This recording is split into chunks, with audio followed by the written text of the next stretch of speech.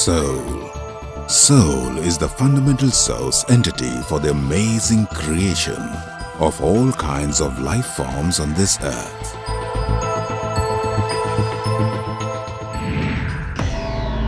And the evolvement of the human race is the perennial point of this creation. Humans are differentiated from other living creatures on the basis of attributes like mind, conscience, and body. Man is deeply in love with this body, but it needs to be realized that the body is a temporary arrangement within the limits of time and space. The human body is liable to perish. This can be reiterated with the fact that the end of a life journey ultimately results in deletion of a person's name, even from the documents of property and possessions. But the value of the body is irrelevant once it is deserted by the soul. Then who is the owner of this life?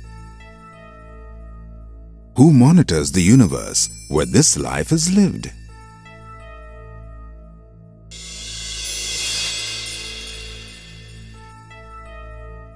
The universe is governed by the soul.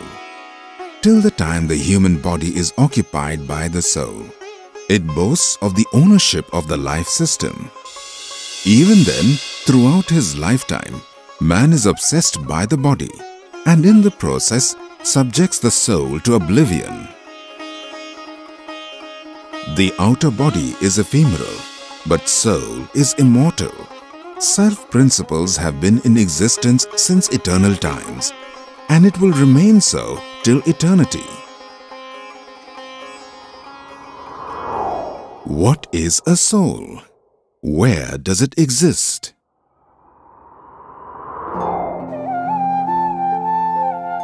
Soul is something that resides in every living being. It is something that encompasses the entire universe.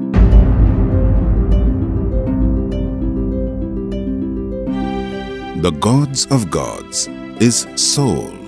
Everything is governed by the soul. And the energy concentrated in the human heart is nothing but the soul. Every person is born with an inner strength, an inner energy. This power, this energy, is the reflection of the soul. We progress in life, deriving strength from our inner self. The journey begins with infancy and is continued till the time we understand the intricacies of survival in this world. But the practicalities of life not only take us away from our own selves, but also creates a distance with fellow human beings. Man is flattered by the technology revolution of modern times to such an extent that he doesn't even realize the ensuing lack of dialogue with his family, friends, and neighbors.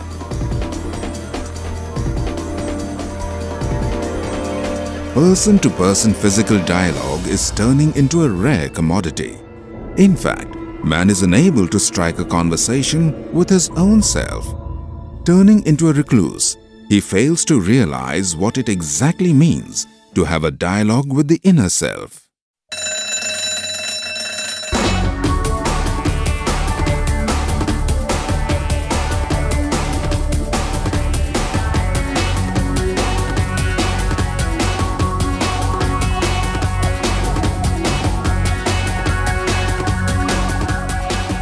Human lifestyle is bound to change according to progressing times.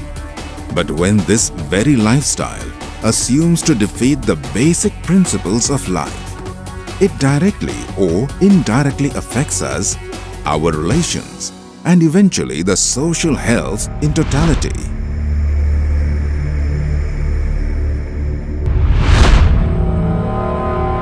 This self-triggered competition of life gives birth to emotions like lust, anger, greediness, jealousy, hatred, and envy.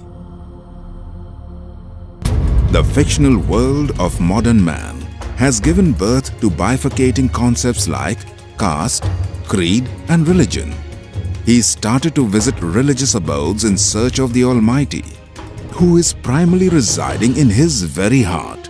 But how could a person with a disturbed mind and senses find his God when he could not find his peace of mind? The radical question then: have we really upgraded our standard of living? In ancient times, the absence of advanced technology was irrelevant to happiness, as man was satisfied at heart because connection with the soul was considered to be the measure of happiness. Examples of a larger human lifespan in the absence of modern stress and pressures are found in the Holy Scriptures.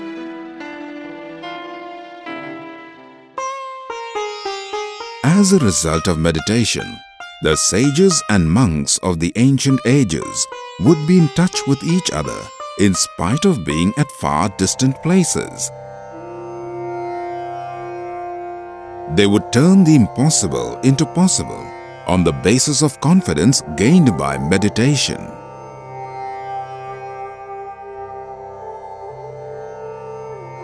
The age-old Gurukul learning system would successfully pass the baton of such education from one generation to the other. Today, this is possible under the guidance of Om Vishwatmak Gurudev.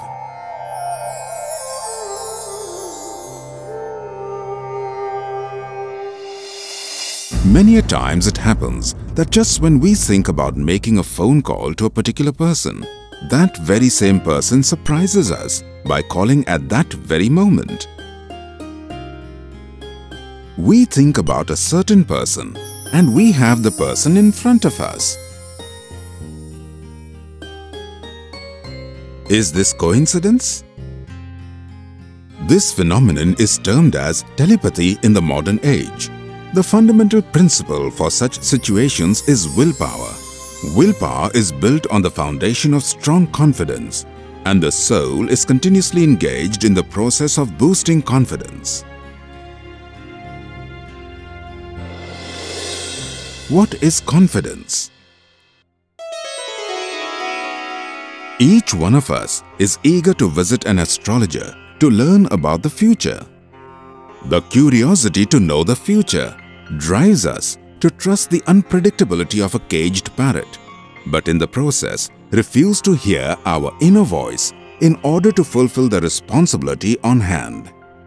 This is an excellent example of distrusting the soul. The absence of self-confidence leads to the path of superstitions and blind beliefs.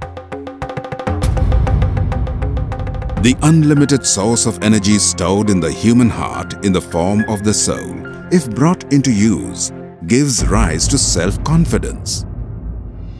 This could be understood if we have a look at the lives of a few men who were born as commoners but went on to achieve great heights in life. Is this possible for us? Yes, this is possible for everybody.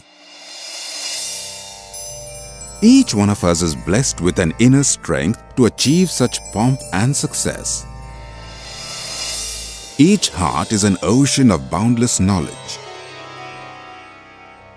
This wealth of knowledge is known as wordless knowledge.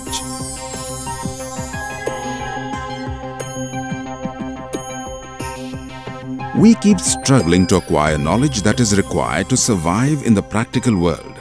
But this knowledge is just a fraction of the limitless knowledge enclosed within us. The simplest and the easiest manner to achieve this global knowledge is meditation.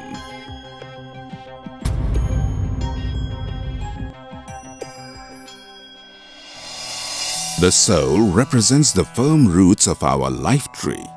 The flower, fruits, leaves, branches of this tree are synonymous to our parents, friend circle and neighbors. To maintain the health and prosperity of this tree, it is essential to water the roots, which suggests that our blending with the soul is imperative for the well-being of all concerned members within our circle of relations.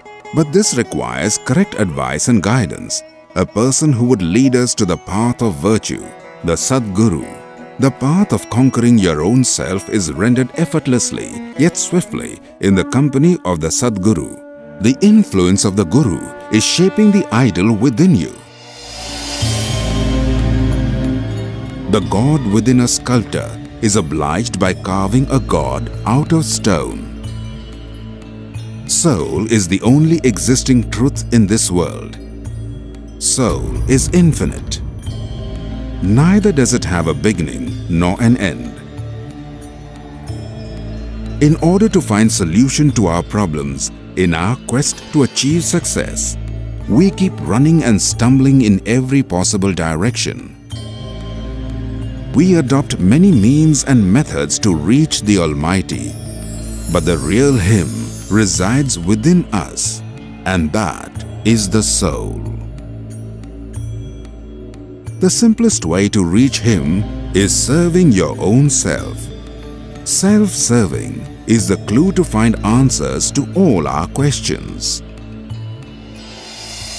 All the saints and ascetics known to mankind were born as humans, but attained sainthood on the basis of self-concurrence. Allot yourself some quality time. Balance your mind. Meditation allows you to obtain deep concentration, a steady mind, capacity to take correct decisions in difficult times, freedom from emotions like lust, anger, greediness, jealousy, hatred and envy, the capacity to strike a conversation with one another in the absence of words and achievements on the base of strong willpower. All of this can be achieved by meditation. Self-probing is the stepping stone to success. Peep into your own self.